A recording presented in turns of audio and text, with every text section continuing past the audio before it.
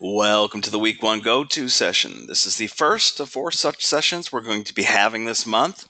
So welcome everyone. Welcome to English composition. So yeah, every Tuesday night at 7 p.m. Eastern, we will have these lectures. They are recorded. Okay, so you can kind of see my screen here. This is a list of um, activities for the month, right? So it's always going to be found in the point 2 activity, 1.2, 2.2, and so on. So if you can't make it live, you can always, you're not screwed. You haven't lost anything. You can just watch the recording. It's always archived because not everybody can be here right, at 7 p.m. every Tuesday night. But I'm glad to see that we have about a dozen people with us tonight. That's awesome. I do try to keep these lectures always to under an hour because I know that just from experience, I'm going to lose people if I go beyond that. Um, I always focus on pretty much practical things, okay? Like the week's assignments, how to do them well. I don't really filibuster very much or talk about esoteric things. We just hit the ground running. Oh, the mic is having trouble again. Here, give me 2 seconds, okay? I'm going to switch to the laptop's interior microphone. Hold on.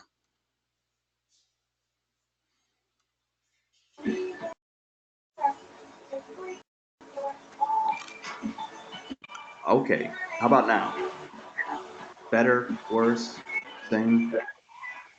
Literally, I'm just speaking to the machine now.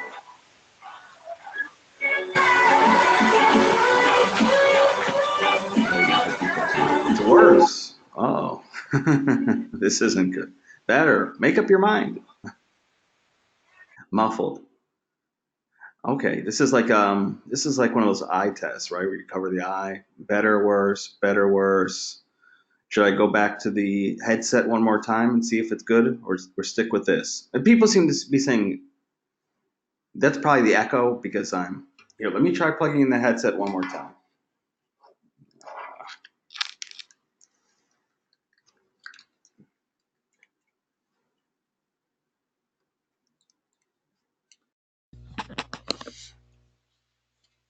Okay, so here's the headset again.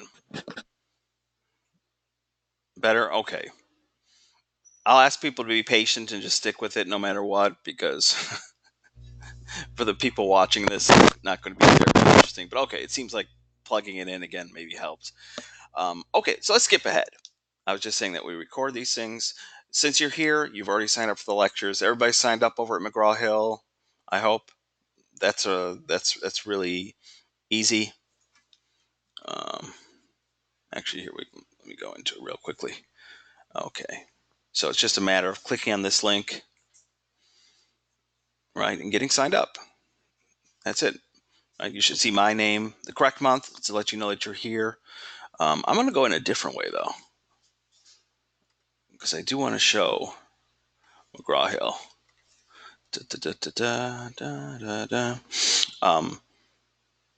Okay, so here we are, January. So actually, let me show you how it looks from your point of view.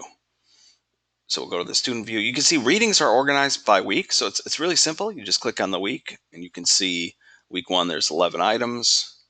It looks like a lot, but it's not really that much at all because you click on it and then you immediately see that it's pretty short. And I am fine with you guys reading for gist, if you know what I mean by that, or some occasional skimming. I mean, don't just read 2 words, then go to the next page. But yeah, I mean, it's pretty. It's not as long as it looks, okay, and it's neatly organized for you. Now, I have no way to check if you're doing the reading or not. Um, so, but we do have these readings. Okay, let me get out of this. So what else? You're okay, McGraw-Hill. Yeah, professionalism. I'm going to enter 100s for everyone. Um, and then hopefully I don't have to take off any points throughout the month. But that's 10% of your grade. That's in your back pocket. Actually, that's the kind of thing I want to start off with. Everybody should pass this class, okay? The only people who don't pass are the people who literally don't do work or hand in stuff and it has no similarity to the assignments, right? Like it doesn't follow the instructions at all. Everybody else should be passing and passing with an A or a B, okay? Because yeah, you get 10% for professionalism, unless you do something egregious like curse me out or curse out one of your classmates, or there is some deductions for missing work, like not doing an assignment entirely. But there's 100% of your grade that's completely in your pocket. We have these grammar quizzes. They start appearing in week 2. Okay, 5% of your grade. But don't panic, because you get to take the quiz up to 10 times. Okay, so the first time you take it, you'll probably bomb it, but you get to take it again and again and again. And it's kind of like if you ever took like the ACT or the SAT, and they super score now. So yeah, you don't have to worry that if you got like an 85 that you have to stop there, because you don't want to take it another time because it might be lower. No, no, no. It's not blackjack. You don't have to hit or stay. Like, you can keep trying and trying and trying, and it will keep whatever your highest score is. Uh, Samuel says, how can you copy and paste the text on the readings? Oh, to take notes? That's a good question. I mean, can you not copy and paste the text? I mean, if you're saying like literally, like if there's a downloadable version, no. I mean, yeah, you can literally go in and copy and paste, I would assume, right?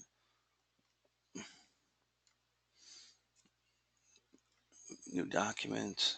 I know, I know. I'll catch up. Oh, didn't even bring it over. Okay, what's this? Reselected. Okay, maybe you can't copy and paste. Maybe that's their way of protecting against uh, copyright infringement. Because that's something I copied earlier from a completely different text. Samuel, I don't know. That's a good question. Maybe you can't. Um, and I mean, don't worry. I mean, it's awesome that you'll do the readings and take notes, but yeah, don't worry. Like, I'm not supposed to say this. I could get in trouble, but like, I mean, do the readings, but there are people, I'm sure, who don't do the readings and still pass the class. I'm not encouraging that. I'm just saying that I do cover important stuff in these. The lectures are more important. Let's say that the readings are important, but the lectures are more important, because we'll walk you through what you need to do. So, okay. So you're here, you're signed up for the lecture. That's awesome. You've already signed up in McGraw-Hill. That's awesome as well. You can see my office hours if you click on this activity here, and there's a short video to watch. But let's start talking about week 1. First of all, though, welcome to English Composition. I look forward to working with you all month. I mean that. Happy 2020. Can't believe it. 2020. Never thought I'd say those words. So I hope you all had an awesome holiday, Christmas, New Year.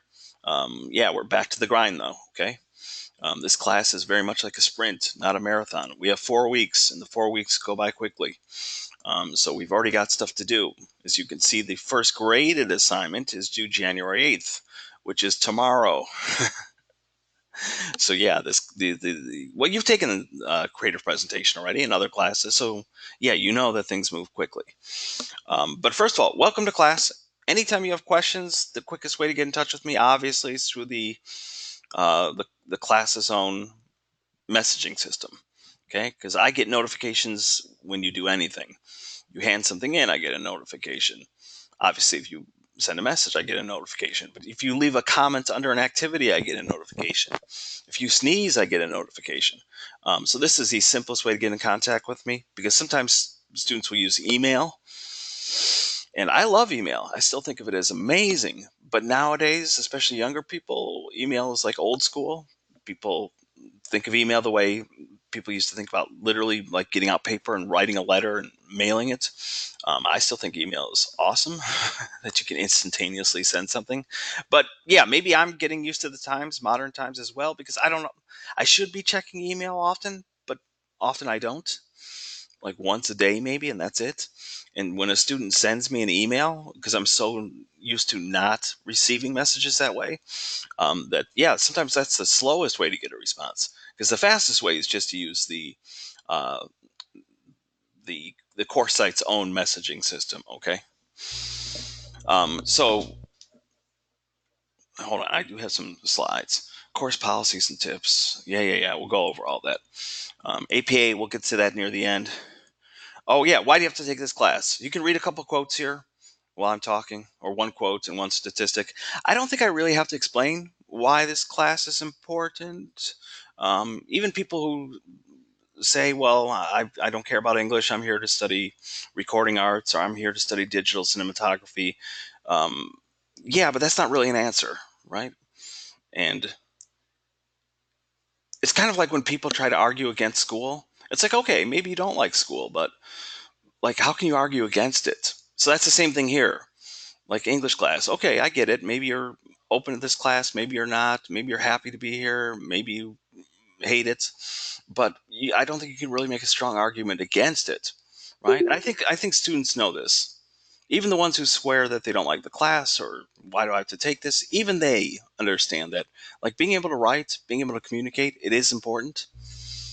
As I always say, find me an example of someone who's successful who can't write or speak. I mean, I guess you can find very rare examples. I don't know, some athlete who can't write his name in the ground with a stick. But even among athletes, they're usually pretty bright people, or brighter than you think. Like the ones who really get to high levels of success. So yeah, I think people know this, and I think people sense it, right? Like they can tell that this person. That one of the reasons, like they think of this person as intelligent, is because they write well, or they see pieces of writing and just already know that, yeah, like this person can write and my writing isn't like that. The good news, though, is that writing is not a born skill. Really, it isn't. People who try to promote that idea are dead wrong. It's not like language acquisition, that if you don't get it by the age of like 6 or 7, you'll never learn how to speak. No, you can start. It doesn't matter how much your skills have to improve. If you're determined to start improving them, you can. And you can make a lot of progress. Like anything, like learning a musical instrument or any other skill, sure, it takes time. There's an apprenticeship period. Like it's not something you can just do in a week or 2 weeks, just as you can't learn the piano in a week. That said, it doesn't take like 20 years to learn it. In other words, some people, it's not an issue of some people have it and some people don't. That is complete BS. Anybody can improve their writing. And like I said, I don't think, people may complain about the class, but really it's just they're complaining because they've had a bad experience in the past. They had a teacher who was terrible, or who made them feel terrible, or their past experiences with English class have not been good. Um, and that's what they're bringing into this class. They're not really waging war against the class, or they're not really making arguments against being able to write. It's about something else, if that makes sense. Okay, course policies. The most important policy is just the one about late work.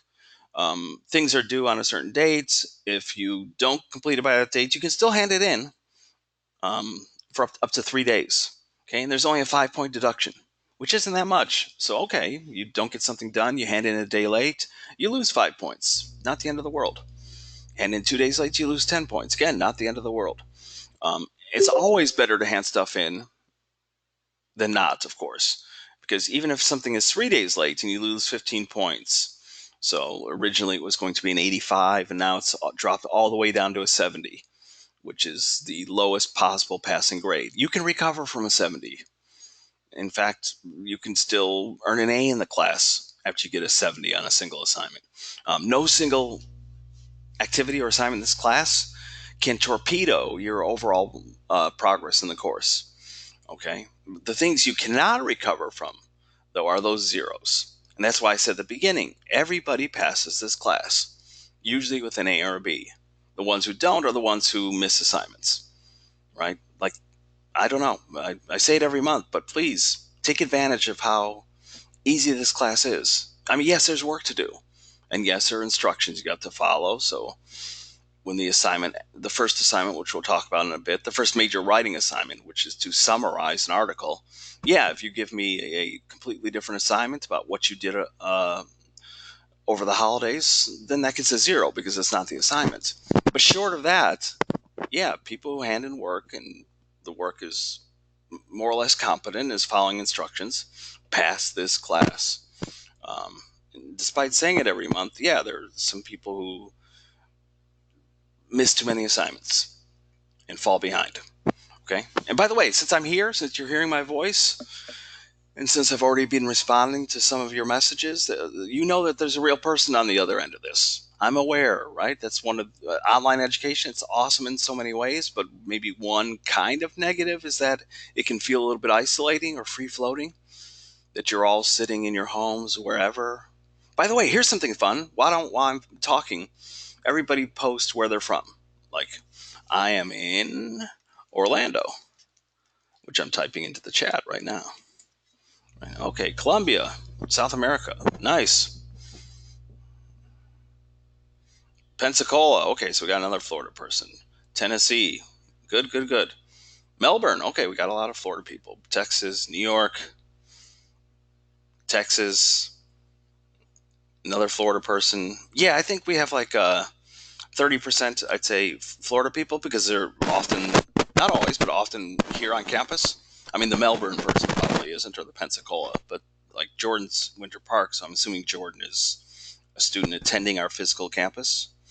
Atlanta. Okay, thank you, everyone. But yeah, so Atlanta, New York, Texas. Online education is awesome because we can reach you in these places. But maybe one negative is that at time it can feel like you're not really, you're in school, but you're not in school, or you're not sitting next to actual students, or the teacher isn't standing in front of you so you can see him or her. So it can feel disconnected. And if it feels disconnected, it's easy to let assignments drift or not treat them seriously. But try to fight against that, okay? And reach out if you have questions or you need help. Or, I mean, here's the thing. Sure, there's a late work policy, but I'm pretty easygoing. So if you let me know that you have to pull a double shift over the weekend, can I hand in my assignment on Monday? I'll say yes. And because I'm just maybe, I don't know. I don't think of myself as lazy, but I just don't care about documentation.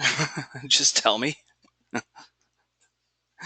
I mean, I've had other instructors like, send me your medical notes to prove that you just gave birth.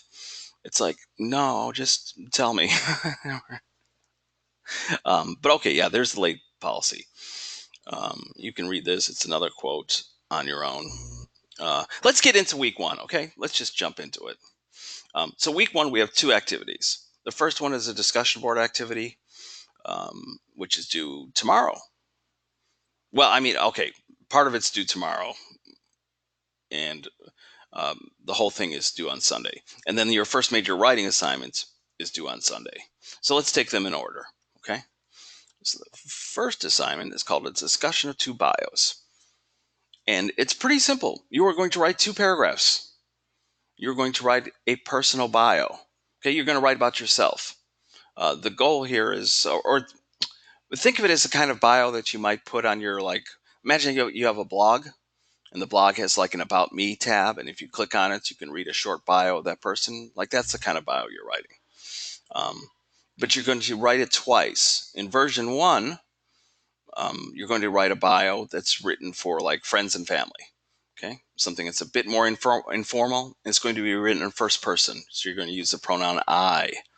Then you're going to write the same bio, same thing, but this one's going to be aimed at a professional audience, like a boss, professionals in your field, and this bio should be in third person.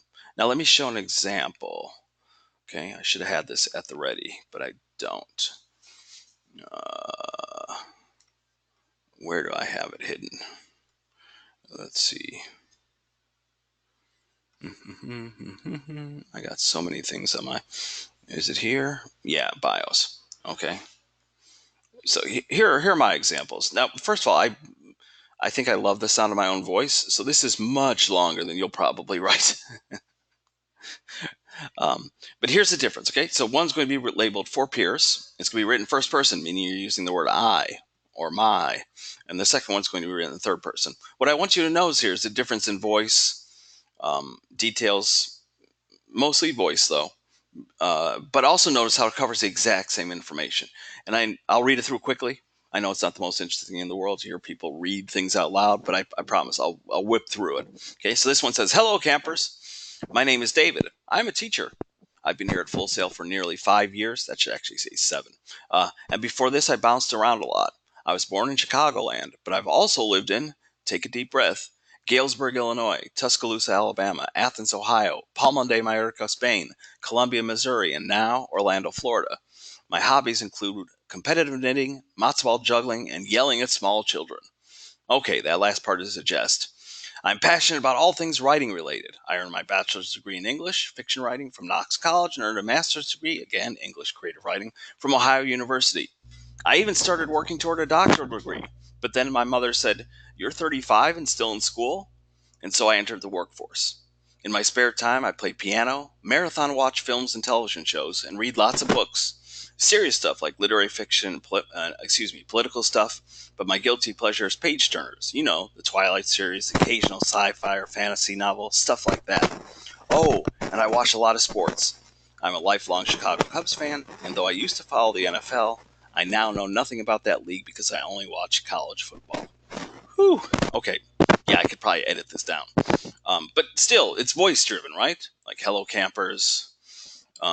Even language like I bounced around a lot or here, oh. Okay. I mean, it's well written. If I could just compliment myself, like there's not a single grammatical error here. It's tight. It's long-winded because I like to hear myself speak, but there's not a single like extra word in any given sentence. I make a joke. Anyway, I think I should trim it down a bit, but still, it's like it's addressed to people a bit more informally. Not so informally that it uses slang or that's filled with proofreading errors or typos. No, no, no, no. But like this is something that I might put like in an about me section on a blog. Now here's a professional bio. Covers the exact same information, but it's in third person, right? So you're writing about yourself as if you're not you. David Sussman has been teaching college level courses for nearly 20 years. He holds degrees in creative writing from Knox College and Ohio University. Previous to coming to Full Sail, David has taught at institutions in Alabama, Illinois, and Missouri. Currently, David teaches English composition at Full Sail University in Orlando, Florida. He is a committed educator who is passionate about writing. In his free time, David enjoys playing piano, viewing films, reading books, and watching his two favorite sports, Major League Baseball and college football. Can you see? It's the exact same information.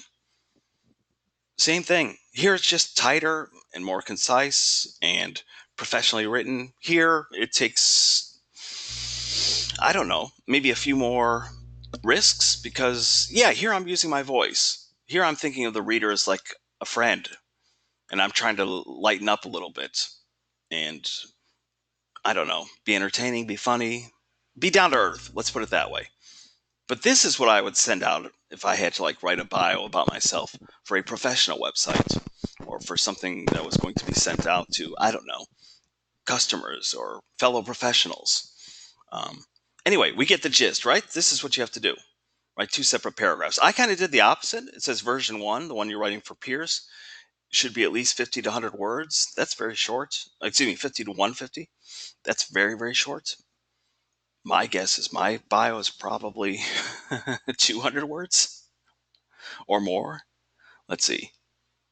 Word count. Yeah, 218. Okay, so, and then it recommends that the second version be longer. You can do however you like. By the way, every single activity in this class always comes with examples. So for other assignments, if you're ever confused or if for some reason you didn't think the lecture helped you understand the assignments, you can always look at examples because every single activity comes with examples. So let's look at one more example. Okay, this one I won't read out loud. You can just take a look at it. All right, so same thing. And hers are more balanced. They're both about the same length. Same thing. Okay, so this one's written in first person. This one's written in third person.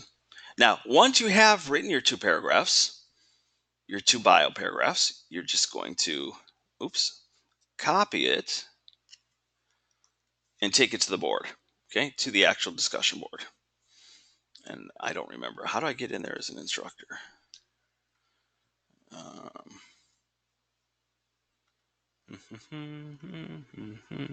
Well, I can't remember, but you guys can get to the board. And you'll post it directly to the board. That's a good question. How do I get into the board? I'll figure it out later. But anyway, but please post directly to the board. Sometimes people like attach, and there's just a Microsoft Word file there. Don't do that because rarely do your classmates take the time to actually open the documents. Here, I think I have to go in this way. Go to discussion.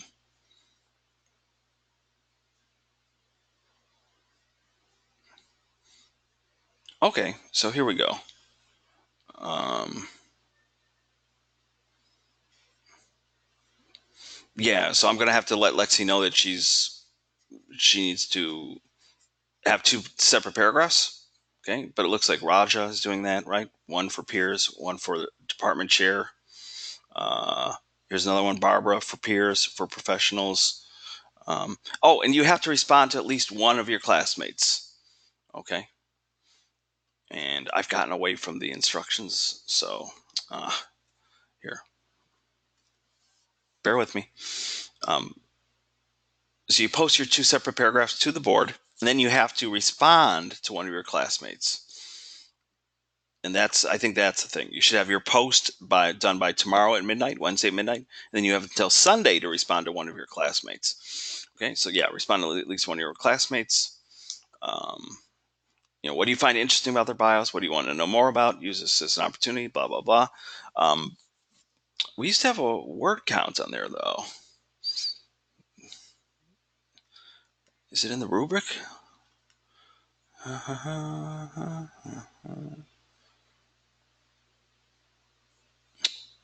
No. Hold on, people. Respond to at least one of your classmates. Did we eliminate the word count thing? Because it used to be that the response had to be at least 100 words. Um, okay. Anyway, respond to one of your classmates. My advice is yeah, I mean, you could definitely answer, what do you find interesting? What do you want to know more about? But also take the opportunity to let them know if they're not doing the assignment correctly. So already I saw on that board someone whose professional paragraph was not written in third person. So that might be a good time to say, hey, awesome job. But by the way, that second paragraph, that was supposed to be written in third person. You're supposed to refer to yourself as if you're not you. Okay. So do take it, help your fellow classmates. Okay. Um, anyway, questions about this assignment? I think it's pretty straightforward, right? I think it's fun too. I don't know. People like to write about themselves. And the real reason we have you do this is because we want you practicing writing in different styles, okay?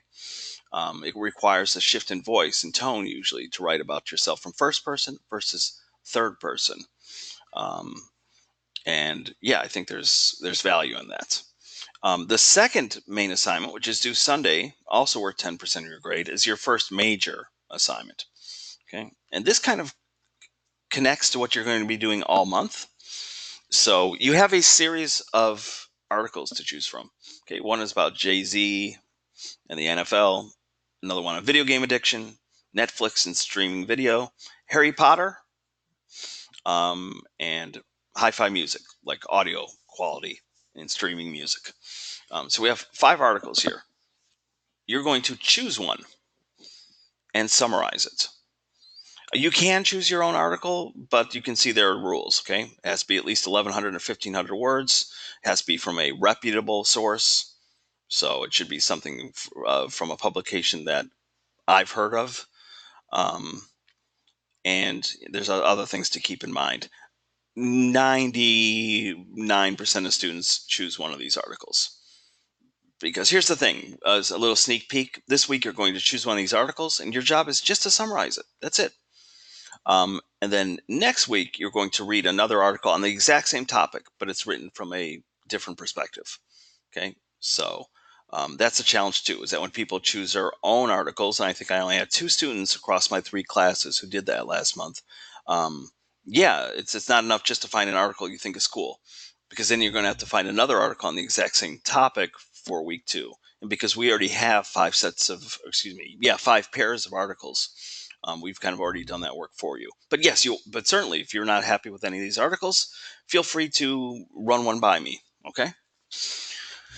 And then, yeah, you're going to read the article and write a 300 to 400 word summary that identifies the following: the article's thesis, main points, key ideas. Okay. And actually, I have a separate document on tips, which again, I forgot to get set up. So give me 2 seconds here.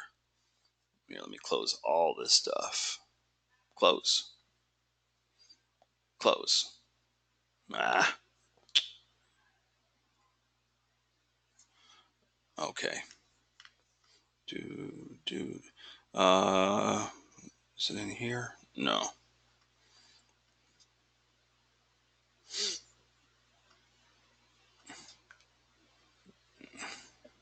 Maybe in here? No.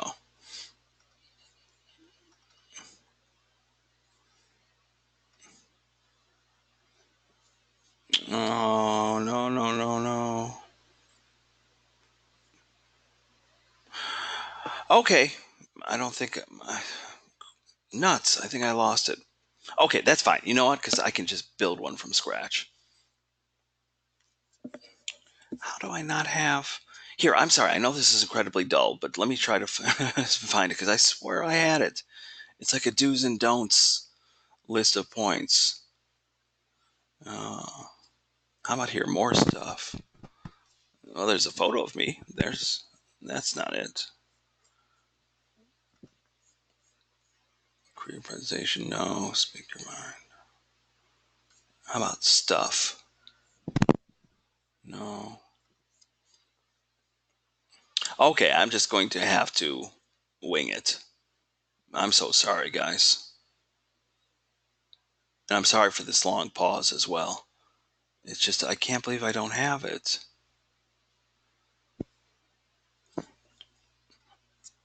Okay, I'm sorry. Let's just get back on track. Okay, so you're going to choose one of these articles and summarize it. You have an example of a summary. Okay, so let's look at the example. Now, this isn't one of the articles you have to read. Obviously, if we did that, then the temptation for you guys just to imitate what's in the example would be too strong. But this person is summarizing an article called "The Big Bang Theory is better at portraying geekdom than haters admit." And a couple things you should notice: this should be a multi-paragraph summary. Okay, so uh, yeah, let me just open up a blank document and start listing do's. Okay, so number one, do write in multiple paragraphs. Because, yeah, I see too many summaries where it's just one long, ginormous paragraph. Okay. Do identify the article's thesis or main point or main argument. Okay. You've probably heard that word thesis before. Essentially, what is the article about? Like, it's normally going to appear pretty early on in the article, but like the Jay-Z piece on the NFL, like what is the writer's overall stance? Or the video game addiction article, what is that author's? If you had to boil it down to a single thing, right? You finish the article, the topic is video game addiction, but what would you say what the author's overall point is? Okay, do identify article's main points. Okay. Don'ts. Do not write one ginormous paragraph. Do not write a walkthrough. Okay. I see this a lot too. In other words, so they go to the article. Okay. So they choose, let's say, here, this one on Harry Potter. And they begin at the top of the page, like the very first paragraph. And they can't obviously summarize every single sentence because then their own summary would be as long as the article. But they try to capture like every paragraph or every few sentences. So they'll mention something about 600 Hall, St. Andrews University. Then here the conference. Actually, the conference is important. Then they'll summarize what this person said. Then they'll summarize what this person said. And yeah, it reads like a walkthrough. That's not a summary. Okay, a summary is identifying the overall main points of the piece, and then its most important points. Okay, so yeah, don't write one ginormous paragraph. Don't write a walkthrough. Do not quote from the article. I guess I should put for the do's. Do write entirely in your words. Okay, later you'll have a chance to respond to the article, and there you can quote from it. But here we just want you to show that you have an understanding of the article, that you read it, that you understand what its overall kind of stance is, and what its most important main points are. And so at this stage, we don't want you to quote. Okay, that's a temptation as well. Is like, oh, but this person, the author says something terrific here. I'm going to go and grab that. No, just put it in your words. Clayton says, seems similar to some of the assignments in creative presentation. I teach creative presentation as well. I'm trying to think what assignment there is similar to this. Maybe there is. And actually, here's a format you can kind of follow. So if you're not sure how to structure your summary, so you'll have an introduction paragraph. Okay. And here you'll mention the author.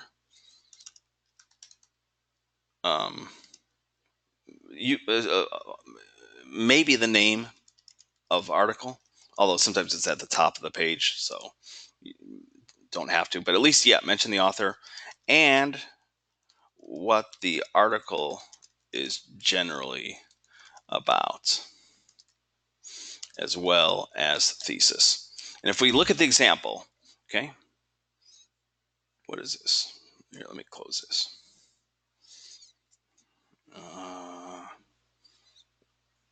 Nuts, I think I closed it.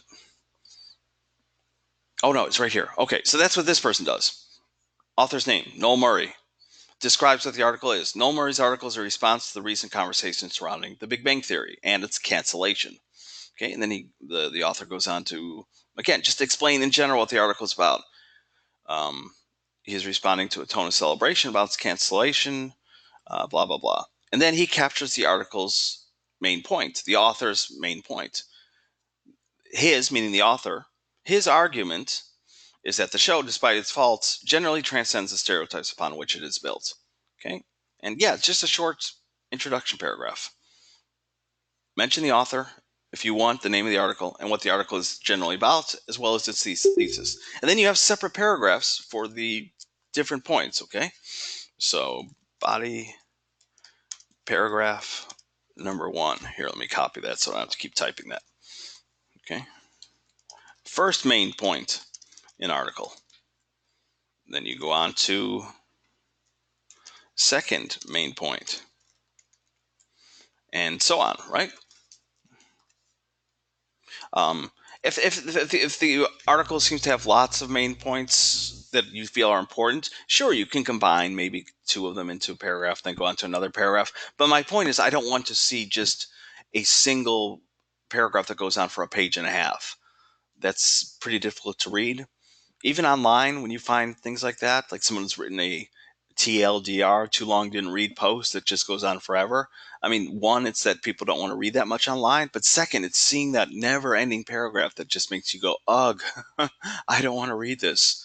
And even though it's my job to read, so of course I'll read your ginormous paragraph. Yeah, it's so much easier on the eyes if it's broken down into paragraphs, okay? And yeah, you might not even have as many paragraphs. Like how many paragraphs are in here? 1, 2, 3, 4 paragraphs. Okay. So yeah, study the examples. But this is what you're aiming for. And by the way, I'll leave this up for a second. So if you want to take a screenshot, I apologize because I already had a document that had a list of do's and don'ts as well as a structure to follow. So I know it's not terribly interesting to watch the instructor, me, open up a blank document and start typing in real time. I apologize for that. It's just that, yeah, I do think these are important tips. The assignment itself has some tips, but and they're important, but I wanted to go beyond that. So yeah, avoid personal opinions or reactions. That's a huge one. I should have put that in mine. Yeah, you're not weighing in yet, okay? Because the summary is exactly that. You're just summarizing. It's objective. You're not giving any opinions. One thing we're trying to do in this class is, for example, online, when you go to a comment section under a YouTube video, under an article, under anything, like people are awesome at giving their opinions. They're very comfortable doing so, almost too much, like they're intensely into giving their opinions. But so many of them are knee-jerk opinions, right? How many times have you read a comment and you know that they didn't read the article? right? Because why read the article? I already have an opinion. It's almost like they want to skip steps. And so we want to encourage people to be more thoughtful. Sure, you can have a wide range of opinions. Politics is a hotbed issue, so I don't touch it. But you can be conservative, you can be liberal, you can be somewhere in between. As long as you're thoughtful and intelligent and you're responding to the actual heart of the issue, awesome. But yeah, we need more thoughtful people. And that means taking the time to read something first, or watch something completely, or listen to what another person is saying in full and truly respond to what they're saying, not what you think that they're saying or that you're reading into what they're saying. And by asking you just to summarize, not to weigh in, to hold off on your opinions, I think is an important first step. So yeah, the first 2 weeks, they're pretty basic. Sometimes students feel like the course hasn't gotten exciting yet, but there's a reason for that. Okay, the first 2 weeks we just want you to summarize, and also it gives you a chance to write. Like for me, it's awesome because I don't even have to judge or evaluate your thoughts or what you think. No, I'm just looking at your writing. So it's an awesome opportunity for me just to say, like, here's a comma splice, or here's an incomplete sentence, or here's a run on sentence, or other writing related things. Okay. And then in week 3 and week 4, you'll actually use your voice a bit more. Okay. Clayton, yeah, he says he's thinking of the TED analysis assignment. Okay, yeah, I get that. Where you watch the TED talk and then list 10 qualities of good presentations or something like that after watching 3 TED talks. But yeah, I mean, this is a little bit different though, because you're not weighing in at all. All you're doing is reading an article and summarizing it. Okay. So yeah, it's important to remember that you're not weighing in on anything yet. And yeah, avoid using quotes, begin a new paragraph. Um, and there's a chapter devoted to summary if you're confused. Mostly, though, I'd say rely on the information I just gave you. So if you did take a screenshot, or once this video is archived, you can just skip ahead in the video to this screen if this is helpful or not. But yeah, a multi-paragraph summary. That's it. You're just showing that you can reproduce in general terms what the article is about. That's what a summary is, by the way. Okay, it's a condensed, concise version of something, reduced to its most important main points. Now, because I've filibustered a bit and couldn't find that document that I created in the past, we're going to spend the rest of the time talking about APA. Okay, APA in this class is pretty simple. Actually, we've simplified APA. And for this first assignment, APA is really just 2 things. The article has to look correct, so it's got to look like this. And second, you are going to create an APA reference for the actual article. So what I'm going to do is open up yet another blank document and walk you through it. Okay. I don't recommend using templates because sometimes you can go into Microsoft Word and there's something called APA. It doesn't really do it for you. Okay, so it's better just to be able to do it yourself. So the entire document has to be in Times New Roman. So we're going to get it in Times New Roman right from the get-go. And it does need to be 12-point fonts, so that's good. And here you are going to put at the top of your page, I think, your name. Even I have to take a sneak peek at. Here, let's take this away.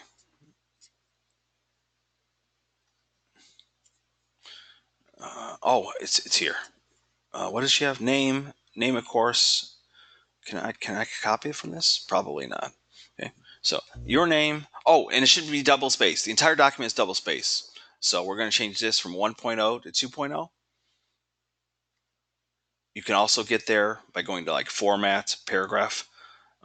Anyway, so now it's double space, name of the class, English composition, and then the name of the assignment. Okay. Yes, Elias, 12 point, Times New Roman, 12 point. Okay. And this could be for the entire document. I think this is already in the, there we go. Next, you're going to center a title. Okay. Usually people call it like summary of our video games really addictive. Okay. And then we can start typing away. Now we begin on the left side of the page. We hit tab to indent, because the first line of a new paragraph is indented. Then you can start typing. Now I'm going to fill up a bunch of space to demonstrate. By the way, I know some of you already know this, like that you indent, but believe me, there are people who don't know that. Like that the first line of a new paragraph needs to be indented. So I'm going to show it. When you get to the end of a sentence, you type a period, period. You hit your space bar twice. 1, 2. Keep typing. 1, 2. And because you already have it set up for double spacing, of course, it automatically wraps around. Some people don't know that. They have it set to single spacing. And then when they get near the edge of the page, they manually hit return. It's almost like they're treating the word processing program like a typewriter in the old days. And that creates lots of problems because the software doesn't recognize what you're doing, and it tries to force the first letter on every new line to be capitalized because it thinks you're literally beginning a new paragraph. So yeah, get all these things set up from the beginning. Now I'm going to fill up a lot more space.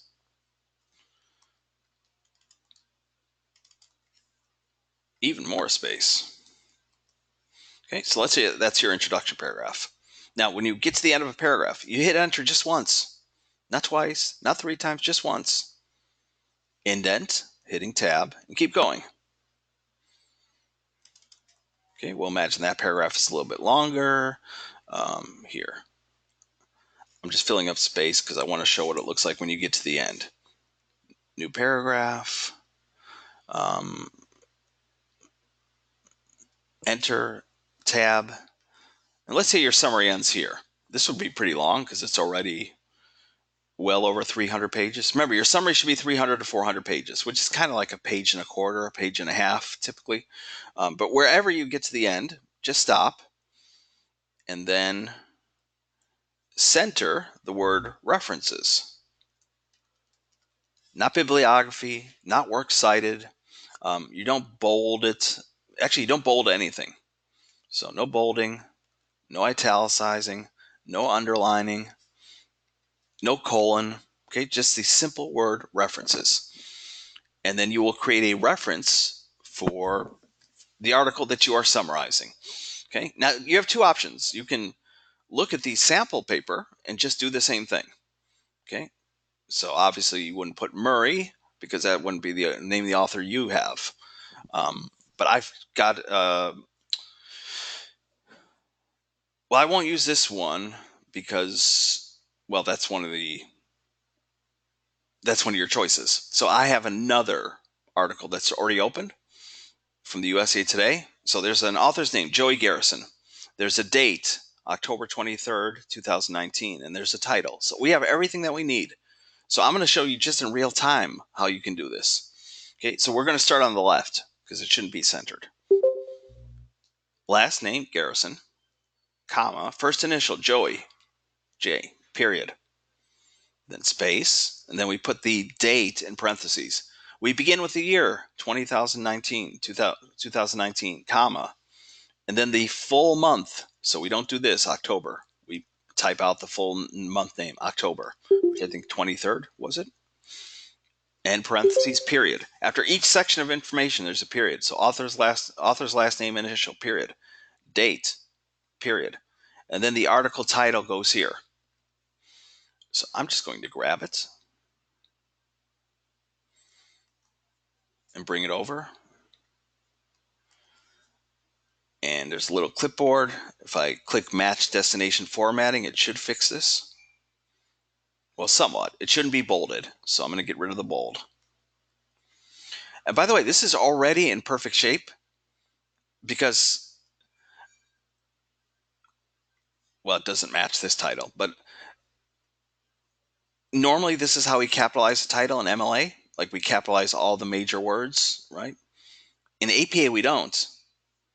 So we wouldn't do this. Parents cry, desperate times. That's what we do in MLA. And that's what most of you do. But with APA, we don't do that. We capitalize just as we would a regular sentence. Okay? And then we type the words retrieved from, and we just put the URL. So I'm going to grab that. And this is important, by the way. When you copy stuff in, yeah, it usually messes with the font. So make sure that you're still in the correct font, even if you have to go up and change it. Like it did something wacky with the spacing. I hate it when the link is lit, so I'm going to say remove hyperlink. Now there's one more thing we need to do. With paragraphs, we indent the first line of a new paragraph, but not the other lines. With the references, it's the complete opposite. The first line does not get indented, but any other lines do. So we're going to take all this and just drag the bottom of this hourglass half an inch, like that. And this didn't move, which means there's probably a spacing issue. Hold on. Oops. A judge. All right, let's try it again. There we go. Okay. And if we look at the example, same thing.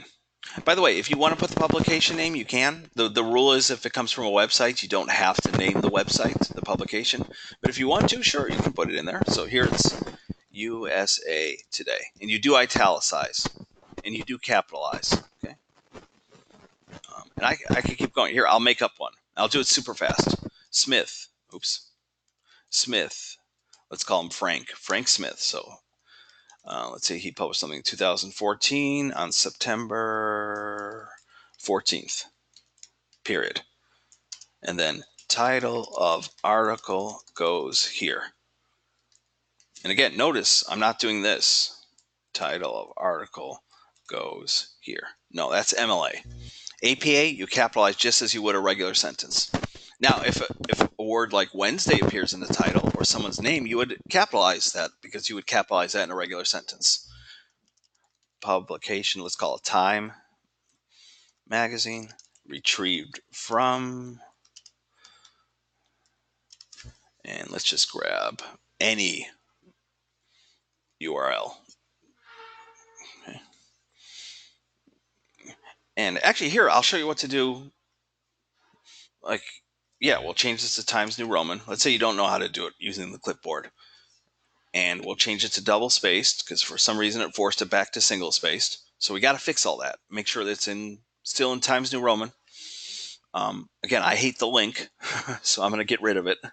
Drives me nuts to see that. And we're just going to drag it over half an inch. Okay.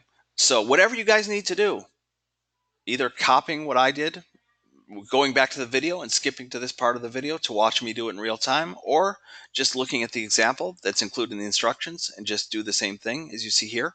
Make your reference look like this one. That's fine. By the way, here's her article title. Notice it is not only capitalized as you would a regular sentence, it also has Big Bang Theory italicized. Why? Because you would italicize the name of a television show or a movie or a book. Okay? But everything else is lowercase, right? The B, the P, the G, because again, we're following standard rules for a normal sentence. So yeah, either imitate the reference here or skip ahead to this part of the lecture and do the same thing. By the way, you don't need extra space between references. Okay, you don't need to do this. Okay. Here, let me bump all this down to a new page. Technically, the references page should be a new page, but it doesn't show that in the example. So, yeah. So, do you feel confident that you can do this? Because really, that's all you have to do for APA. For this assignment, you just have to make sure that format-wise, your paper looks like this. Okay, so it looks nice and pretty and consistent. And that you can create a reference at the end like this. Okay, because there is a category for APA format worth 20 points. And even though I try to make sure that I don't take off a ton for that, because I think it's a little bit silly for someone to lose a lot of points for APA, yeah, if you just open up a blank document and just start typing away, no indenting of paragraphs, this article is about blah, blah, right? And it just keeps going on, and there's, I don't know, it just doesn't look good. I mean, you can just kind of tell looking at this. It looks nice. Like it looks professional, looks formal. And again, it's not fair because maybe someone has something that's really well written. But it's just like if you go into a job interview dressed in coffee stained sweatpants and a t-shirt versus someone who's dressed in a suit. Yeah, put your writing in the nicest form possible.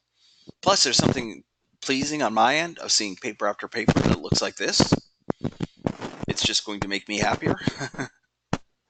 So why not take advantage of those easy points? Okay, so like I said, I try to keep these things to an hour, which is pretty much where we are now, 55 minutes. Questions, comments, considerations. Um, I'm here to answer them. If you don't have questions, if everything we've gone over is perfectly clear, ooh, is my mic having trouble? I apologize.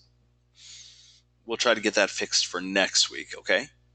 But if people are comfortable with what we've gone over, oh, so Sia, I hope I'm saying that correctly, asked about the due dates. I assume that's for the discussion activity. And Sia, I don't know if you have you been here from the very beginning, because if anybody skipped an earlier part of the lecture, just watch the recording. It will be up in, I don't know, under an hour in this area, the 1.2 activity. But because this is a discussion, the original post that all students have to make is due tomorrow at midnight. You can still post to the board after tomorrow at midnight, okay?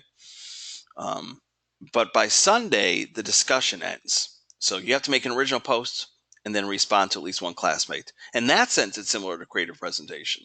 Remember, you have a number of activities where you have to post something to the board and you have to respond to, I think, their two classmates, I believe. Here, you just have to respond to one of your classmates, and you have until Sunday to do that. Okay, so that's why the due date says the 13th, or it's the reason it has two dates. We're encouraging you to have your original post done by tomorrow night, and then have responded to at least one of your classmates by Sunday night. Okay. Any other questions? If you don't have questions, you don't have to stick around. I thank you so much for attending, and we'll do this again next week. But I am going to hang out a bit to answer questions if you have them about anything, the class as a whole, or the activities we're doing this week. You're welcome, Nicholas. Again, I apologize for the middle part there where I couldn't find one of my materials. I don't know what happened to that. Um,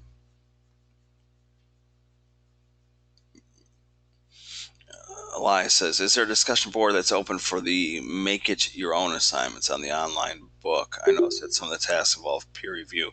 Yeah, oh, but that's a good question.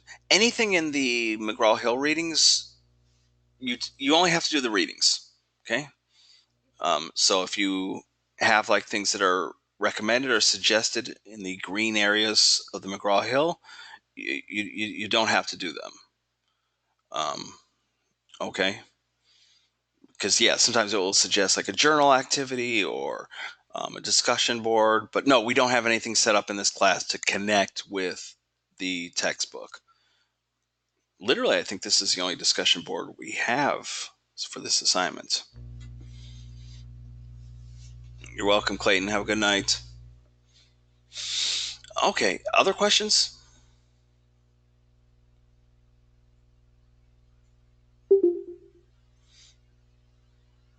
If questions are slowing down, I will stop the recording,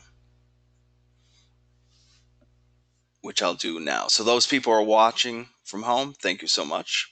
I'm stopping the recording now.